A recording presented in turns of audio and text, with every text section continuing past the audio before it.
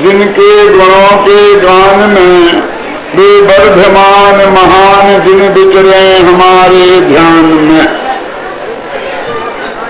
आज उत्तम संयम धर्म की चर्चा करना है।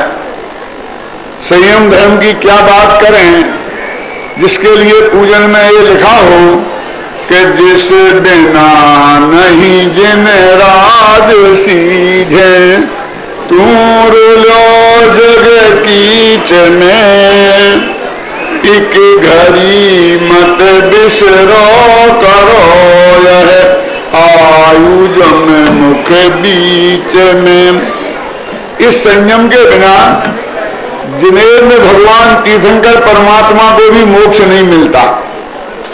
वे कितने ही बड़े हो गए हों, चक्रवर्ती हो गए हों, लेकिन उन्हें सब छोड़कर नयन दिगंबर दीक्षा लेनी पड़ेगी। संयम धारण करना पड़ेगा, तभी उन्हें केवल ज्ञान की और मोक्ष की प्राप्ति होगी। तो जिस बिना नहीं जिन राज सीजे, जिन राज माने तीर्थंकर, और तूर लो जग कीच में, तू माने मैं, तू माने मैं होता है। अरे कवि अपने से कह रहा है, तुमसे थोड़ी कह रहा है। दानत राय कवि जिनने पूजन लिखी है वो अपने से कह रहे हैं कि हे कवि, हे दानत राय, जिस बिना नहीं जिन राज सीधे तूर लो जग कीच में। तो मैं माने भी आत्मा और तू माने भी आत्मा, तो अकेले उनके लिए है ये बात, क्यों राजन भाई?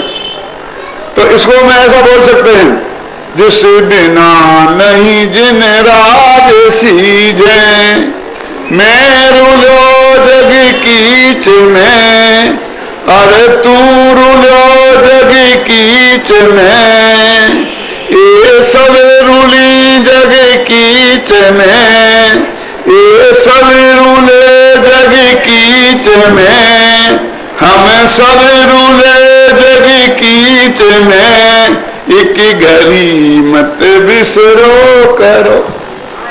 ऐसा संयम कि जिसके बिना अकेले तीर्थंकर ही नहीं, हम तुम सब स्त्री पुरुष महिलाएं सारे जीव संसारी जगत के कीचड़ में जो रुल रहे हैं वो सब इस संयम के नहीं होने से रुल रहे हैं।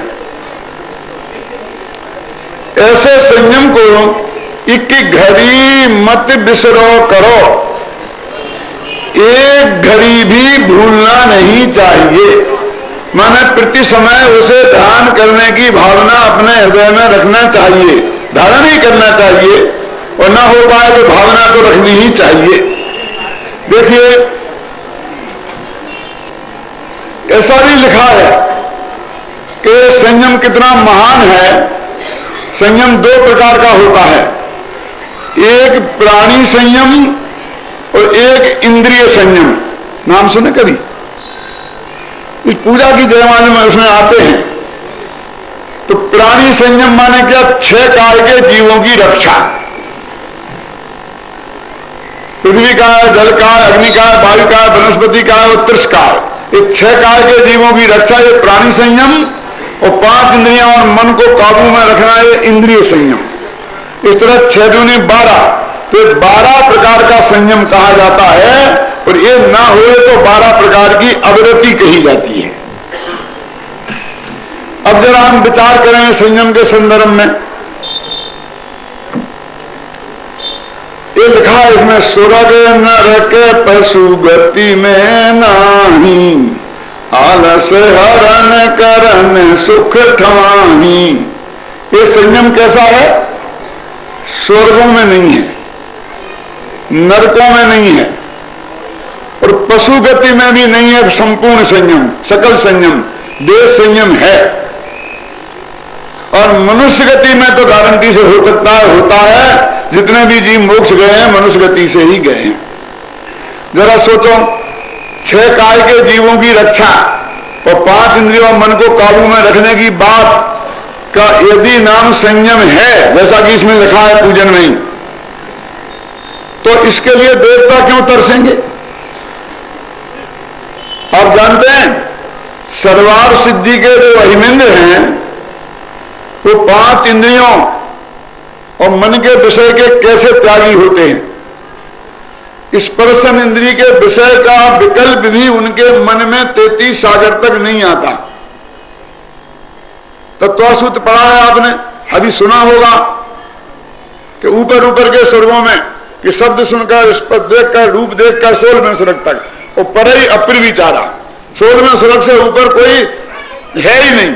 ऐसा तो समझ लो ब्रह्मचर्य। स्पर्शन इंद्रिय के विषय का त्याग और रसना इंद्रिय का 33,000 वर्ष में एक बार मन में खाने का विकल्प आता है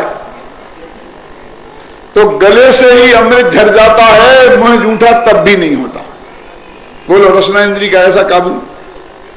अब ऐसे ग्रहण का समझ लो, कोई बाग बगीचा में घूमने नहीं जाते, नंदन वन में नहीं जाते, अपनी जगह छोड़ के कहीं जाते ही नहीं है। चक्षु इंद्रिय का इतना विषय का त्याग के सिनेमा देखना तो बहुत दूर की बात, तीर्थंकरों के पंच कल्याणकों में भी नहीं आते। वो भी इंद्रिय विषय है चक्षु इंद्रिय का। जैसे आप बहुत बड़ा धर्म मान के बैठे हो, सर्वासिद्धि के आनंद क्यों नहीं आते हैं? आ सकते हैं ना। जन्म कल्याणक में, वो गर्भ कल्याणक में लोकांतिक देव क्यों नहीं आते? वे ब्रह्मचारी हैं इसलिए नहीं आते हैं ना। और यहाँ सब ब्रह्मचारी जन्म कल्याणक और गर्भ कल्याणक में खूब नाचने लग गए हैं। शांति सागर जी महाराज थे यहाँ दिल्ली के आसपास, उनके साथ हमने 25 पंच कल्याणक किए।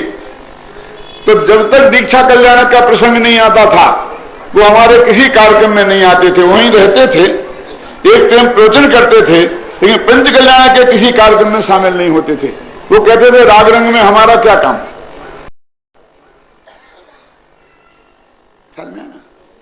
तो वो ऐसे अहमेंद्र और कर्णेंद्रिय का विषय ऐसा कि सिनेमा के गीत तो जाने दो, आध्यात्मिक भजन सुनने का भी विकल्प जिनको नहीं आए। ऐसे 5 इंद्रियों के त्यागी विषय के, और मन 24 घंटा 12 महीना तत्व चर्चा में ही लगा रहता है। अब शास्त्र कहते हैं कि वे संयमी नहीं है, असंयमी है ना? और देखो एक भी जीव की हिंसा उनके माध्यम से नहीं होती है, क्योंकि उनका शरीर ही ऐसा, ये तो जाते आते नहीं है कहीं, और फिर विक्रियक शरीर है जो दूसरे को बाधा नहीं पहुंचाता है। एक शब्द भी जिंदगी भर झूठ नहीं बोलते, एक नए पैसे की चोरी नहीं करते, ना सेल टैक्स इनकम टैक्स कोई नहीं। और ब्रह्मचर्य की बात तो बताई दी। अब परिग्रह जितना है बहुत कम है, बस जिंदगी भर उतना ही रहता है, एक नया पैसा बढ़ाते नहीं है। ऐसे 5 पाप के त्यागी है ना। हिंसा बताई दिया, त्रिशिष्टावर की हिंसा का त्याग, और शास्त्र कहते हैं इनके संयम नहीं है। अब क्या करें हम। और मनुष्य मान लो कोई दूसरी प्रतिमाधारी है, अनुवृत्ति है, तो कहते उसके संयम है। अब वो अनुवृत्ति की कैसी पोजीशन होगी? स्पर्श इंद्रिय का विषय, वो परस्त्री का त्यागी होगा, स्वस्त्री तो होगी ना, शादी भी करेगा, बाल बच्चे भी होंगे, सब होगा ना, अनुवृत्ति है ना। इसलिए रसना इंद्रिय का विषय, अभक्ष भक्षण नहीं खाएगा, लेकिन भक्ष पदार्थ भी इस दुनिया में बहुत स्वादिष्ट हैं। वो बादाम का हलवा खाते हैं ना कुएं के पानी का, तो वो कड़वा थोड़ी लगता होगा, उसमें भी थोड़ा बहुत स्वाद तो आता ही है ना। तो रसना इंद्रिय के विषय का त्याग कहां हुआ? हिंसा का त्याग हुआ, लेकिन विषय का नहीं हुआ।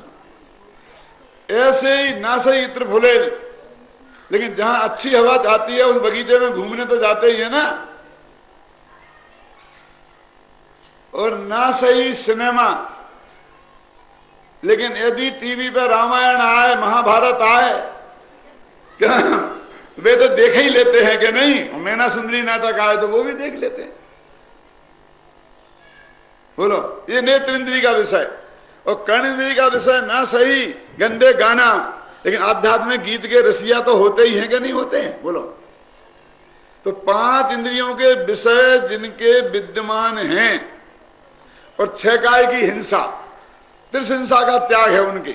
स्थावर हिंसा तो होती ही है ना, और त्रिश में भी 4 प्रकार की होती है हिंसा।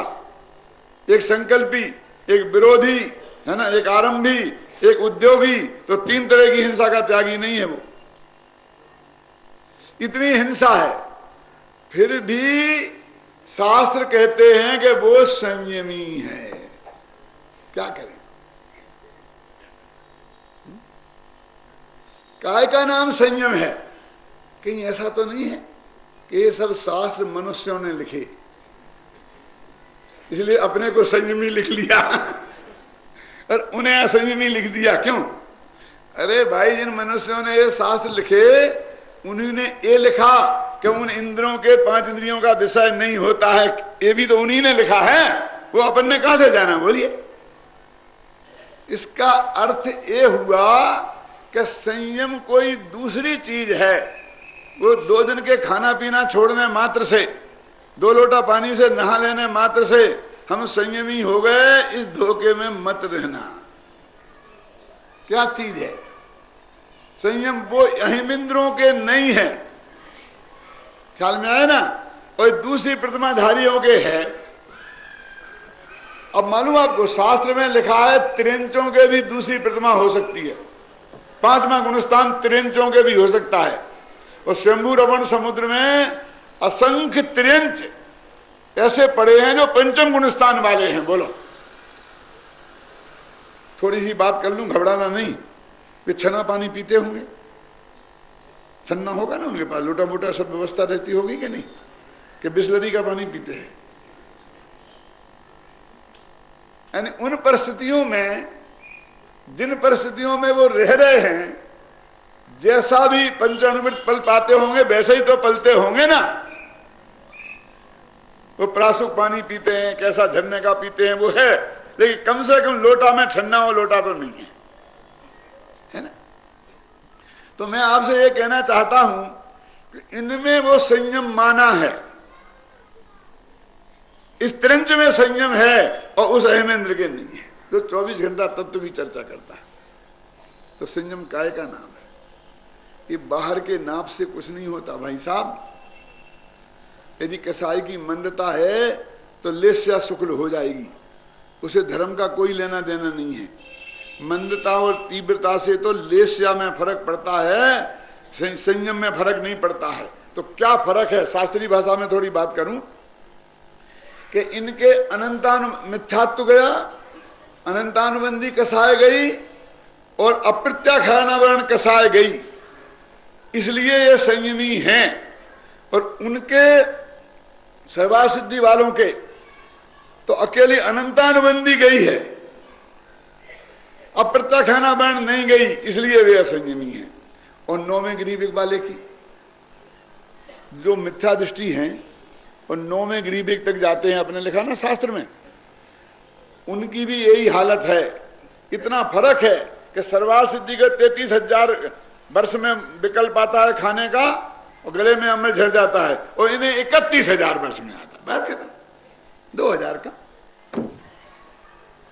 ऐसे ऐसा सब समझ लेना। तो ऐसी प्रवृत्ति 9वें ग्रीविक में, और वहां मिथ्यात्व मौजूद है, और मिथ्यात्व का नहीं जाए तो संयम होता ही नहीं है। धबला में लिखा है, छड़ाला में लिखा है, सम्यक ज्ञानी होए बहुत दृढ़ चारित्र लीजिए। सम्यक ज्ञानी होकर और फिर बाद में हमें दृढ़ चारित्र पहनना चाहिए।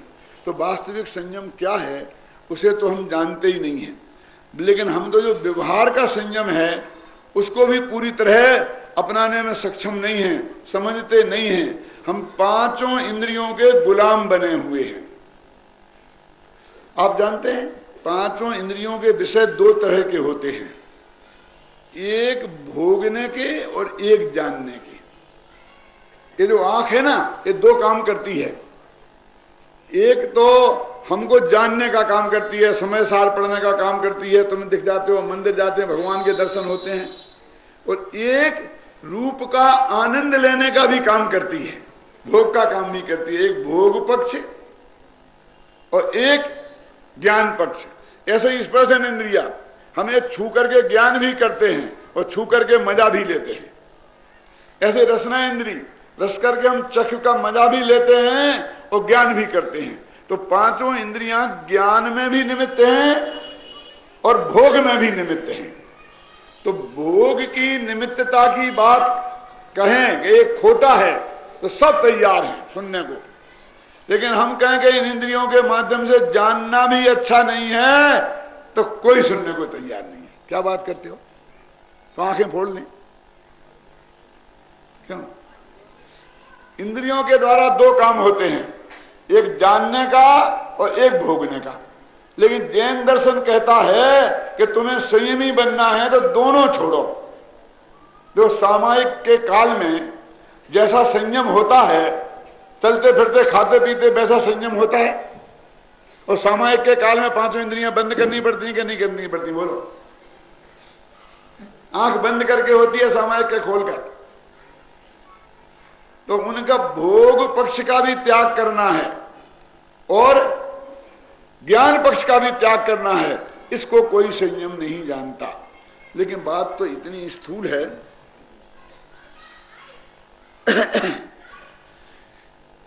कि एक आदमी को प्यास लगी है तो उसके लिए एक गिलास पानी चाहिए। शरीर की मांग क्या है? एक गिलास पानी, ठंडा या गर्म कैसा ही मिल जाए, प्यास बुझ जाएगी। बस एक गिलास पानी चाहिए। लेकिन ये जो ठंडे की मांग है वो किसकी है? पेट की कि स्पर्शन इंद्री की है ना? फिर मीठे की मांग है, ये किसकी? ये रसना इंद्री की। समझे ना? एक गिलास पानी नल पर से लेके छना हुआ और पी लें, प्यास बुझ सकती है। नहीं नहीं ऐसा करें, चलो होटल में गए, क्यों? तो वहां जाकर के उससे पानी मांगा, एक गिलास लाया ठंडा फ्रिज में से निकाल के, फिर कहा ठंडा, ठंडा तो है लेकिन मीठा नहीं है, तो उसमें चीनी डाली तो एक गिलास में पानी 8 आने का हो गया। क्यों? फिर कहा ऐसा सेंटेड, कुछ ना कुछ सेंट डालो, गंध भी तो अच्छी आनी चाहिए ना। तो कहा ये सफेद सफेद कोई पीने की बात है? अरे ब्रांडी ना हो तो ब्रांडी का कलर तो हो, और रंग भी खाने के हो गए। हम तो जमाने में समझते थे कि रंग तो कपड़ा रंगने के ही होते हैं। एक दफे हम मांगने गए, भाई देवतोला रंग देना, बोला कहा खाने का क्या रंगने का? हरी मिर्च। अब जब पता चला कि अब वो पानी देखो ठंडा, मीठा, सेंटेड, कलर्ड, अब तो पियो किस चिक में। चालू करो रेडियो, सिलोन सावन का महीना क्या, और उस पर गाना चला तो धीरे धीरे हमने एयर कंडीशन हॉल में बैठकर वो पानी 3 मिनट में अपने गले के नीचे उतारा और कहा हाँ अब प्यास बुझी, और 5 रुपए का बिल चुकाना पड़ा। मुझे पता नहीं, बहुत पुरानी बात है मेरी, तो आपके कितने 50 का चुकाना पड़ता होगा। क्यों अशोक जी, कुछ मालूम होगा? अभी तो मैं उसी से काम चला रहा हूं। मैं आपसे पूछता हूं, ये 5 या 50 रुपया जो लगे हैं वो आपकी पेट की प्यास बुझाने के लिए लगे हैं कि 5 इंद्रियों के विषय के सेवन की भावना में लगे हैं? क्या करें, पेट के लिए सब कुछ करना पड़ता है। ये पेट के लिए सब कुछ करना पड़ता है, ये तो सब पेट बिगाड़ू काम है। अच्छा गर्म पानी पी लेते तो पेट ठीक रहता, और ये गंदी गंदी चीजें डाल डाल कर रंग कलर सेंट उसे डालकर हमने और गंदा कर लिया। तो हम तो 5 इंद्रियों के ऐसे गुलाम हो गए कि जिसके बिना हम एक घूंट पानी नहीं पी सकते। ऐसे ज्ञान पक्ष में, ऐसे भोग पक्ष में। तो इसलिए ये 5 इंद्रियों की गुलामी जब तक नहीं छूटेगी तो वो कब छूटेगी? कि जब आत्मा का आश्रय होगा तब छूटेगी। एक भाई से हमने कहा कि भाई ये तुम जमीकंद खाते हो, आलू मालू खाते हो, ये अच्छी बात है।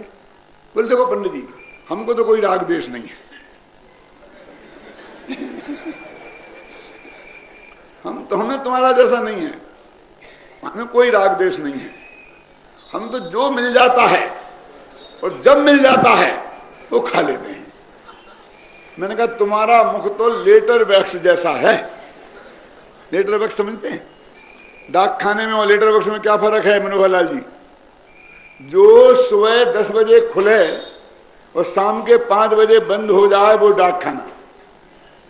जो 24 घंटा खुला रहे, मुंह बाय खड़ा रहे, उसका नाम लेटर बॉक्स। जो भी आओ डालो, जब डालो, दिन को डालो, रात को डालो, भक्ष डालो, अभक्ष डालो। एक दफे तो कोई ना खूंट पटी चिट्ठी डालो, हल्दी छिड़की चिट्ठी डालो। एक दफे तो एक सपेरा सांप डाल गया, उसने मना नहीं किया। ऐसा हमारा मुंह तो 24 घंटा खुला है। दिन को डालो, रात को डालो, सुबह डालो, शाम को डालो, भक्ष डालो, अभक्ष डालो, कि हमें तो कोई राग द्वेष नहीं है। क्यों? फिर आलू तो शाकों का राजा है। मैंने कहा अच्छा राजा है क्या? हाँ, तुम्हें राजा को क्यों खाते हो, प्रजा को खाओ ना।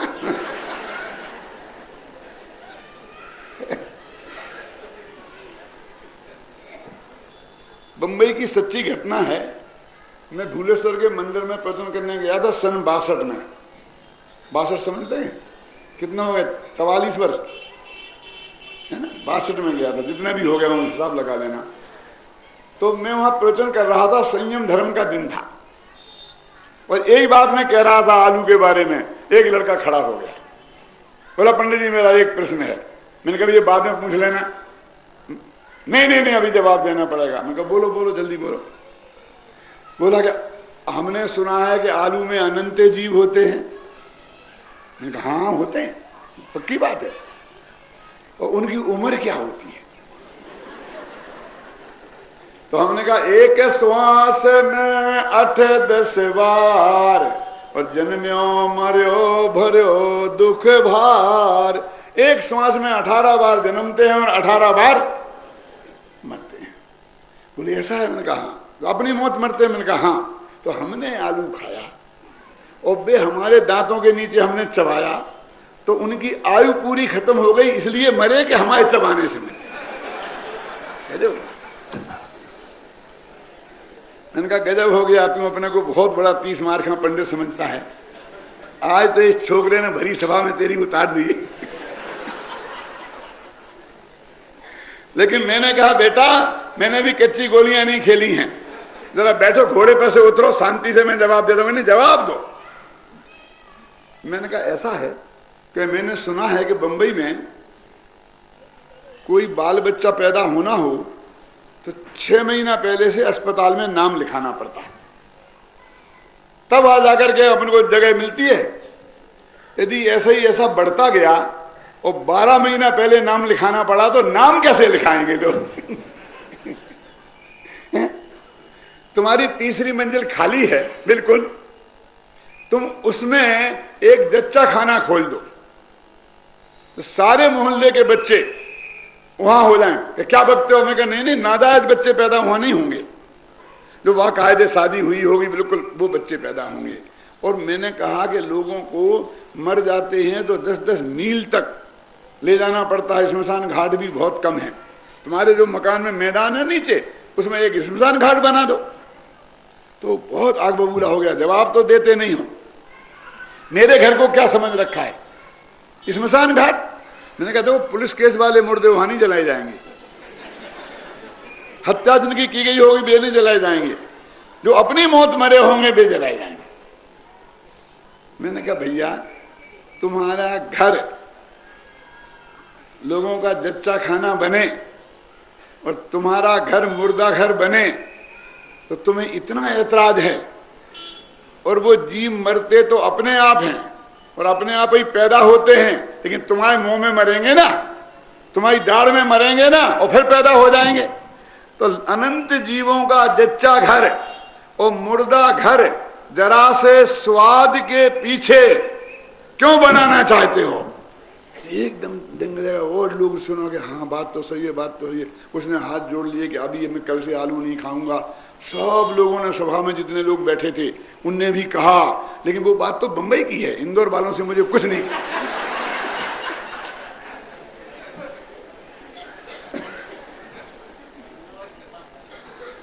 मेरी उस दिन की सफलता से मैंने फिर इस उदाहरण को सैकड़ों जगह प्रयोग किया और बहुत सफलता मिली मेरे को।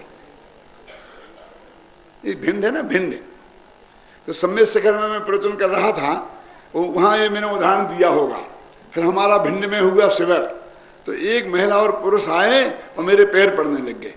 ये क्यों पंडित जी, क्या बात है? नहीं नहीं साहब, हम हमारे बेटा और बहू की शादी उसी साल हुई थी और वे हनीमून के नाम पे सम्मेद शिखर गए थे,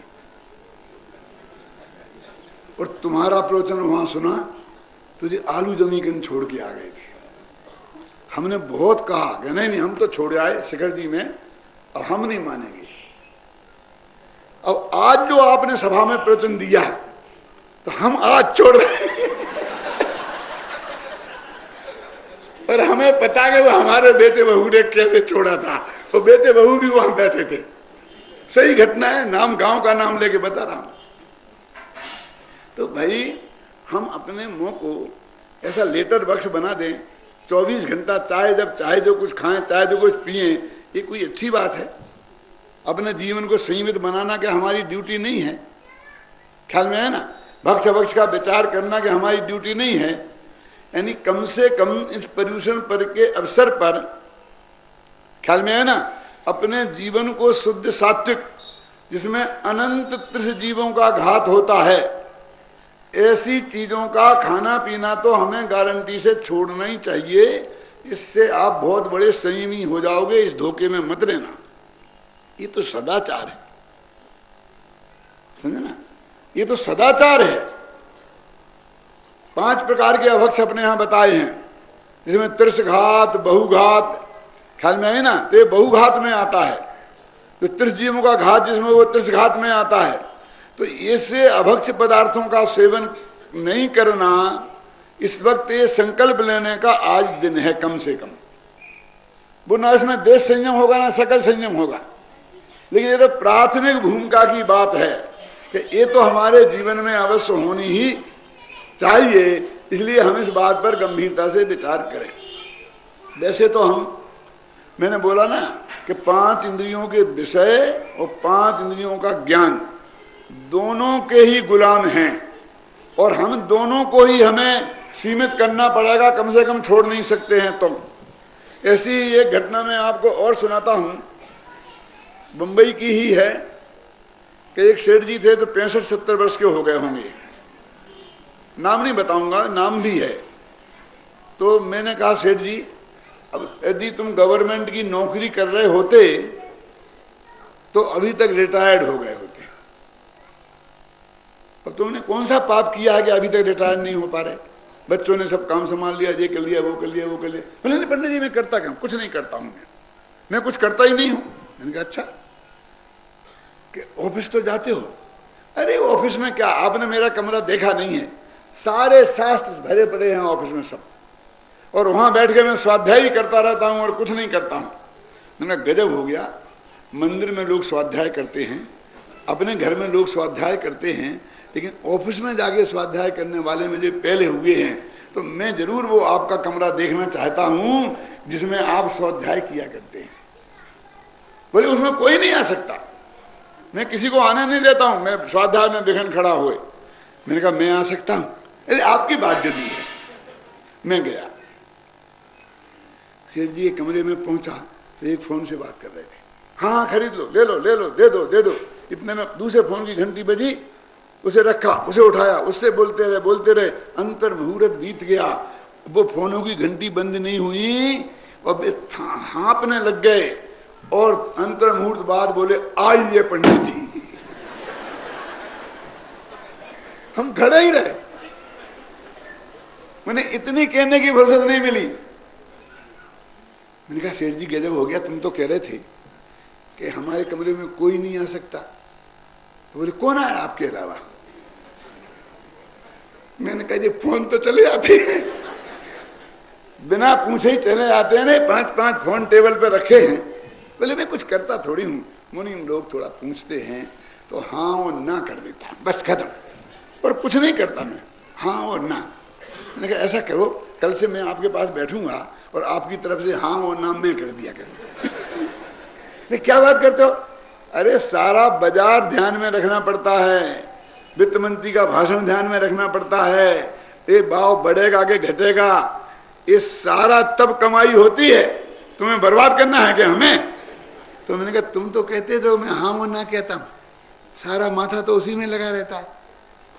इस शास्त्र तो जैसे वकीलों के होती है ना किताबें 100 की, कभी खोल के नहीं देखते, एक आध खोल के देखते होंगे, ऐसी सब सेठों ने अपने घर में लाइब्रेरी बना रखी है।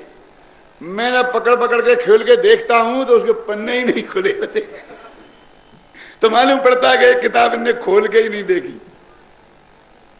अरे भाई ऐसे नहीं। तो बोले क्या करूं? मैंने कहा कुछ करने की जरूरत नहीं है, तो मैं ऑफिस नहीं आया करूं, इस कमरे में नहीं बैठा करूं? मैंने कहा नहीं बहुत अच्छा कमरा है और रोजाना आया करे, यहीं बैठा करे, बस थोड़ा सा करो कि इन फोनों की डोरी को काट दो। झगड़ा कर, बाहर से कनेक्शन खत्म, फिर कमरे में क्या खराबी है? ये तो भाई उदाहरण है। वास्तव में हम सभी इतने ही बड़े सेठ हो गए हैं और हमारी हर टेबल पे 5-5 फोन रखे हैं। बाहर से एकदम हम बैठे होते हैं, आत्मा की बात सोच रहे होते हैं, और एकदम ठंडी हवा आती है तो कहते भाई खिड़की बंद करो, ठंडी हवा आ रही है। स्पर्शन इंद्रिया कहती कि नहीं कहती है? जरा ही पान चबाते चबाते मेरी कड़वा क्या आ गया, स्पर्शन इंद्री रसना इंद्री सूचना देती है। गंध कहती बदबू आ रही है कहीं से, नाक सूचना देती है ये क्या दिख रहा है, बाहर देखो देखो कौन है, ये आंख सूचना देती है, कान में सब आवाज कहां से आ रही है। तो ये 5 इंद्रियां हैं फोन, और अंदर बेचारा एक सेठ बैठा है। 1 सेकंड ये उसे आराम से नहीं बैठने देती हैं। कोई ना कोई इंफॉर्मेशन, कोई ना कोई इंफॉर्मेशन उसको 24 घंटा देती रहती हैं, और उसे अपने बारे में, आत्मा के बारे में सोचने के लिए 1 मिनट भी समय नहीं मिलता। तो ये 5 इंद्रियों का कनेक्शन जानने का और भोगने का जब तक कटेगा नहीं, तब तक उत्तम संयम धर्म प्रकट होगा नहीं। धवला में लिखा है कि संयम की परिभाषा क्या है, तो लिखा संयमनम संयमः, अपने उपयोग को चारों तरफ से समेट कर अपने आत्मा में लगाना, उसका नाम संयम है। फिर उपयोग को समेट के आत्मा में लगा लें तो संयम हो जाएगा। फिर बाहर का खाना पीना कुछ त्यागने की जरूरत तो नहीं है ना, पागल हो गया है। जब तू उपयोग अपने में लगाएगा तो उस वक्त खाना खाएगा, उस वक्त पानी पिएगा, उस वक्त धंधा करेगा, क्या करेगा बोल? अरे वो सब चीजें ऑटोमेटिक छूट जाएंगी, इन्हें छोड़ी नहीं जाती हैं, छूट जाती हैं। अपने बेटे की आदत खराब है, सिनेमा जाता है, जुआ खेलता है, दोस्तों के साथ जाता है, न मालूम कहाँ कहाँ जाता है, तो क्या उपाय है उसे सुधारने का? कि यहाँ मत जाना, वहाँ मत जाना, वहाँ मत जाना, सब जगह बाउंड्री लगाओ, कुछ नहीं होने वाला है। एक बात कौन है, यहाँ बैठ दुकान पे मेरे सामने, क्यों? और तेरे सामने दुकान पे बैठेगा यदि, तो सब जगह सब खोटी आते एक साथ छूट गई कि नहीं? एक एक छुड़ाओगे तो कोई नहीं छूटेगी, लेकिन तुमने एक काम में लगाया तो सारी खोटी आदतें एक साथ छूट गई कि नहीं छूट गई? ऐसे ही आत्मा में उपयोग लगाया तो 5 इंद्रियों के विषय, 6 काय की जीवों की रक्षा, ये तो ऑटोमेटिक सहज भाव से हो ही जाती है, हो ही जाएगी, जिसकी जो भूमिका है। इसका मतलब ये नहीं है कि हमें बुद्धि पूर्वक 5 पापों से, 5 इंद्रियों के विषयों से नहीं बचना चाहिए, लेकिन वास्तव में उनका बचाव तो जब हम अपने आत्मा का शरण में जाएंगे तभी होगा, अन्यथा उनका वास्तविक बचाव नहीं हो सकता। वैसे तो शास्त्र में ये लिखा है, देखो कि पहले सम्यक दर्शन होता है, फिर देश संयम होता है, फिर सकल संयम होता है। ख्याल में आई ना? तो क्रम ये है अब हम संयम को प्राप्त करने के लिए सम्यक दर्शन की और मिथ्या दर्शन की तो बात ही नहीं करते हैं। एक दिक्कत तो ये है। और दूसरी दिक्कत क्या है कि पंडित जी आपने कहा था प्रवचन में कि ये संयम तो सम्यक दर्शन के बाद होता है, और हमें वो सम्यक दर्शन तो है नहीं, इसलिए हम काहे को झंझट में पड़े, हम तो खूब खाएं पिए ना। अरे भाई, दो चीजें बिल्कुल अलग अलग हैं, एक संयम और एक सदाचार। सदाचार सम्यक दर्शन के पहले होता है और संयम सम्यक दर्शन के बाद होता है। सदाचार के बिना सम्यक दर्शन नहीं और सम्यक दर्शन के बिना संयम नहीं। अब हमारी प्रॉब्लम क्या है कि जो सदाचार है ना, अष्टमूल गुणों का धारण, 7 व्यसनों का त्याग, स्थूल रूप से 5 पापों का त्याग, ये जो सदाचार है हमारे जीवन का, उसको हमने संयम मान लिया है। ख्याल में आए ना? उसको कोई पालता तो उसे हम संयमी कहने लग गए, और हम नहीं पाल पाए तो संयम नहीं। वो तो सदाचार है। देखो कितनी बात है। आप जानते हो अन्याय और अनीति में क्या फर्क है मनोहर लाल जी? अन्याय और अनीति और मिथ्यात्व, इन तीन का त्यागी सम्यक दृष्टि होता है। मिथ्यात्व की चर्चा तो अपन रोजाना करते हैं, फिर कभी करेंगे। अन्याय और अनीति के बारे में सोचो। बहुत सरल परिभाषा देता हूं मैं कि जिस काम से आपको गवर्नमेंट रोके और नहीं रोको तो जेल में डाले, जुर्माना करे, उन सबको अन्याय बोलते हैं। आपने सुना नहीं होगा कभी। अभी क्यों मैं भी बताऊंगा।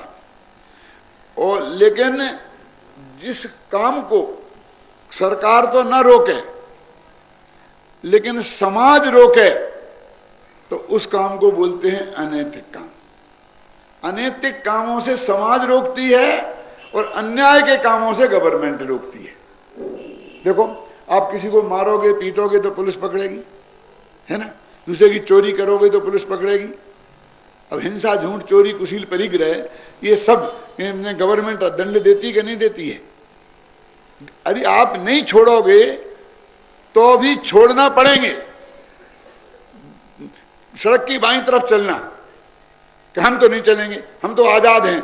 नहीं चलोगे तो पुलिस वाले डंडा मार के चलाएंगे कि हम फिर भी नहीं चलेंगे, है ना? तो तुम्हें ये दुनिया छोड़ के जाना पड़ेगा कि कोई ट्रक तुम्हारे ऊपर से निकल जाए, है ना? वो तो नियम पालना पड़ेगा ना। तो ये हिंसा, झूठ, चोरी, कुशील, परिग्रह जो 5 पाप हैं, इन तो गवर्नमेंट रोकती है, तो ये तो अन्याय है। इन्हें तो छोड़ना ही पड़ेगा आपको। अपने यहाँ एक कहानी आती है, बहुत मार्मिक है। एक मुनिराज थे, पहले भव में वो जो थे उनके 2 भांजे थे, और उनको उन्होंने पढ़ाया था जैन दर्शन बहुत विस्तार से। फिर वो जाकर के एक भांजा मरकर एक ब्राह्मण की लड़की हो गया, कहानी है। और जब वो लड़की उन मुनिराज के पास पहुंची तो उनने उन्हें 5 पाप का त्याग कराया। कौन? हिंसा, झूठ, चोरी, कुशील और परिग्रह। जब ब्राह्मण से, पिता से उसने कहा कि मैं आज व्रत लेके आई हूं एक नंगे बाबा से, तो वो बहुत गुस्सा हुआ कि उस नंगे बाबा को क्या अधिकार है कि मेरी बेटी को व्रत दे, चलो वापस, मैं तेरे व्रत वापस करवा के आऊंगा। तो लड़की को पकड़ के ले गया। तो रास्ते में एक आदमी को फांसी पे चढ़ाया जा रहा था। तो उस बेटी ने पिताजी से पूछा, पिताजी ये क्या हो रहा है? कि इसने किसी की हत्या की है इसलिए इसे फांसी पे चढ़ाया जा रहा है। तो महाराज ने यही तो कहा था किसी की हिंसा नहीं करना, तो आप क्या चाहते हो कि मैं फांसी पे चढ़ जाऊं? ठीक है ठीक है, एक व्रत रख लेना, बाकी 4 तो वापस कर आएंगे। फिर आगे बढ़े तो एक आदमी की जीभ काटी जा रही थी। क्योंकि ये क्यों काटी जा रही है? तो उसमें लिखा कि उसने कहा कि इसने झूठ बोला है इसलिए इसकी जीभ काटी जा रही है। कि यही तो महाराज ने कहा था झूठ नहीं बोलना, आप चाहते हो मेरी जीभ कट जाए? कि ठीक है इसे रख लेना, बाकी 3 वापस करे आएंगे। ऐसे ही फिर किसी का हाथ काटा जा रहा था, समझ गए ना आपकी ना? ऐसे 5 पापों का उसने कहा कि ठीक है तुम 5 ही व्रत रख लेना, लेकिन चलो मैं एक उलाहना देके तो आऊंगा ही कि किसी के पालकों से, जो संरक्षक हैं, उनकी अनुमति के बिना किसी के बेटा बेटी को ऐसा भड़काना और वृत्त में देना अच्छी बात नहीं है। इतना तो सिखाऊंगा ना उन्हें। तो वो वहां पहुंचे। जब वहां पहुंचे तो उन्होंने कहा कि तुमने मेरी बेटी के लिए ऐसा क्यों किया, ऐसा क्यों किया। बहुत बहुत बोला कि मैंने तेरी बेटी को कुछ किया ही नहीं है, मैं तो अपने भांजे को किया। आज झगड़ा हुआ कि ये मेरा भांजा है, वो क्या मेरी बेटी है। तो उन्होंने, महाराज ने उसके माथे पर ऐसा हाथ रख के कहा कि हे भाई भूत, मैंने जो तेरे को पढ़ाया था सब बोल। तो एकदम उसे स्मरण आ गया और सारा तत्व ज्ञान जो उन्होंने पढ़ाया था उसे आ गया। मैं तो सिर्फ इतना कहना चाहता हूं कि ये जो 5 पाप हैं जिनका स्थूल त्याग अपने यहाँ किया जाता है, जो सदाचार में शामिल है, संयम में नहीं, वो तो राजदंड वाला पाप है। हिंसा के त्यागी कैसे, जिसमें राजदंड हो, ऐसे हिंसा के त्यागी हैं। वैसे आप दीजिए चलते हो, कितनी चींटी मर जाती, तुम्हें कौन है ये कहता कि तुम नहीं बिल्कुल तुम समझपूर्वक चलना, चलो तो बहुत अच्छी बात है। क्यों? तो स्थूल पापों का त्याग, जो जिसका गवर्नमेंट से जिसमें सजा मिले, उसे बोलते अन्याय। तो उसका त्याग तो आपको करना ही पड़ेगा। आप नहीं करोगे तो डंडा मार के करना पड़ेगा, नहीं तो जेल में जाना पड़ेगा, नहीं तो फांसी पे चढ़ोगे। और अब समाज, मान लीजिए कि कानून क्या कहता है कि किसी लड़के ने किसी लड़की को उसकी मर्जी के बिना छेड़ा हो तो वो अपराध है। क्यों? यदि ये सिद्ध हो जाए कि वे दोनों राजी थे तो कानून को फिर कुछ नहीं लेना देना है कि नहीं? वो सिद्ध हो जाए, वकील यही तरह से तो छुड़ाते हैं उन्हें। ये सिद्ध करते हैं कि साहब जो कुछ भी हुआ वो दोनों की मर्जी से हुआ, अब बाद में बदल गए हैं जी।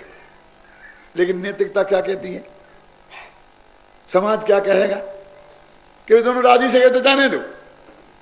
समाज इसलिए वो अनैतिक है, समझ में आए ना? वो अन्याय नहीं है क्योंकि गवर्नमेंट उस पर कोई दंड नहीं देती, लेकिन अनैतिक है क्योंकि समाज उसको स्वीकार नहीं करती। तो ये अन्याय और ये अनीति और मिथ्यात्व, इन 3 के त्याग के बिना तो सम्मत दर्शन होता ही नहीं है। समझ में आया ना? तो इसलिए एक कोई, ये तो सदाचार है, ये संयम नहीं है। संयम तो सम्मत दर्शन होने के बाद बहुत दुर्लभ चीज है, और वो जिसके होए वो तो परम बंदनीय है।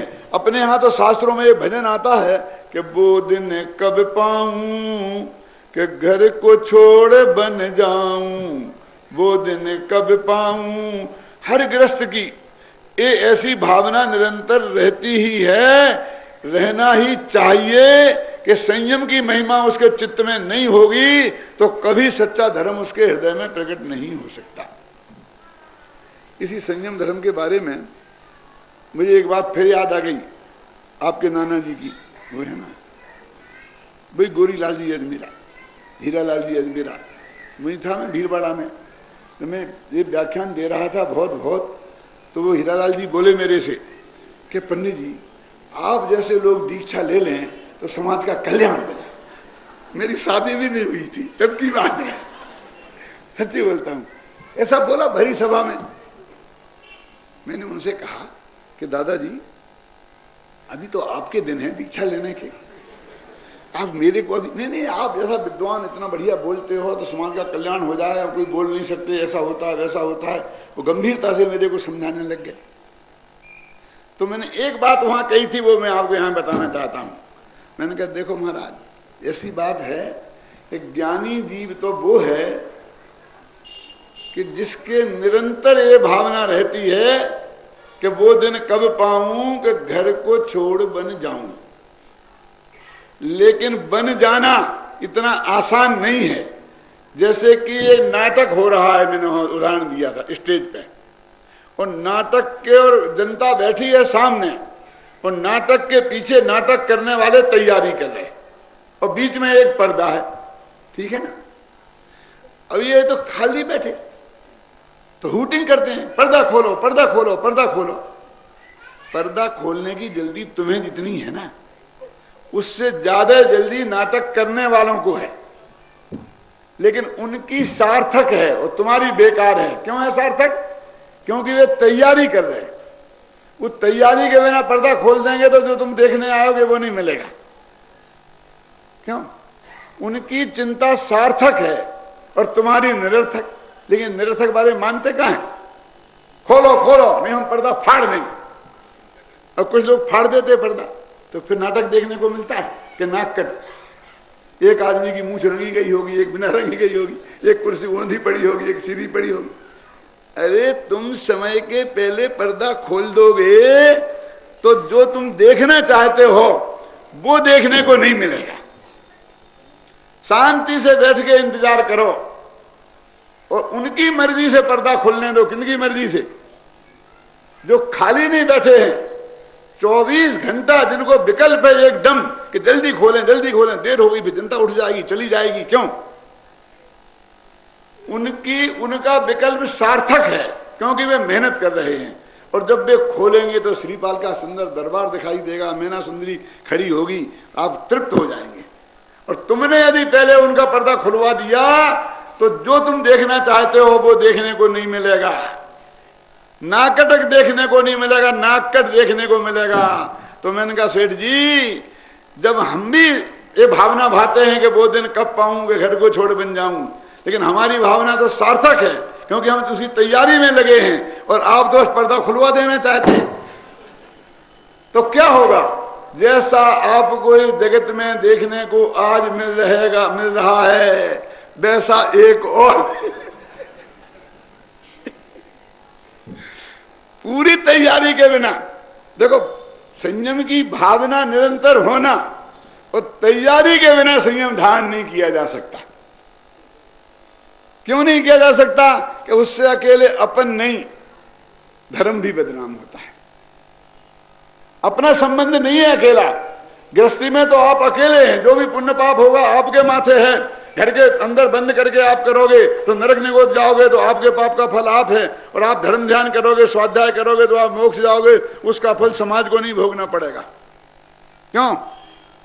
और एक दफे हमने ऐसा कर दिया तो उससे जो भी गलतियां हमारे जीवन में होंगी उससे धर्म बदनाम होगा, समाज बदनाम होगा, कितनी कितनी मार्ग मर्यादा खत्म हो जाएगी। इसलिए भाई संयम धारण करना की भावना निरंतर होनी चाहिए, लेकिन पूरी तैयारी के बिना, ख्याल में है ना, वो धारण नहीं कर सकता है। देखो, युद्ध के मैदान में जब लड़ाई होती है ना तो बहुत सैनिकों की जरूरत पड़ती है। समझना, बस 2 मिनट में खत्म करता हूँ, घबराओ नहीं। सैनिकों की जरूरत पड़ती है तो गांव-गांव से भर्ती करने को प्रेरणा देती है। हर घर में से एक आदमी 2 हुआ था ना सन 47 के पहले जब लड़ाई हुई थी ना जर्मनी हिटलर से, तो हर घर का एक आदमी सेना में भर्ती करो, ये करो वो करो। बहुत तो वो मार मार के पूरा पटा के समझा करके लाते हैं वहाँ से, पकड़ करके सेना में भर्ती होने के लिए। वे मना करते हैं तो भी वो क्या होता था कि मजिस्ट्रेट के सामने वो हाँ करे कि मैं अपनी राजी से आ रहा हूँ तभी भर्ती लिया जाएगा। पुलिस वाले पकड़ के लाते थे। मजिस्ट्रेट के सामने वो कहते थे साहब मैं तो नहीं जाना चाहता हूँ, जबरदस्ती पकड़ के लाए। तो वो मजिस्ट्रेट कहता था जाओ जरा इनको समझाओ। और पुलिस जाकर फिर करती कि देख जाकर के कह देना। वो वहाँ आता, वो समझता, तो कहता साहब इनने मैंने पिटाई करी, और कहता कह देना। तो वो मजिस्ट्रेट कहता जाओ और थोड़ा समझा के लाओ।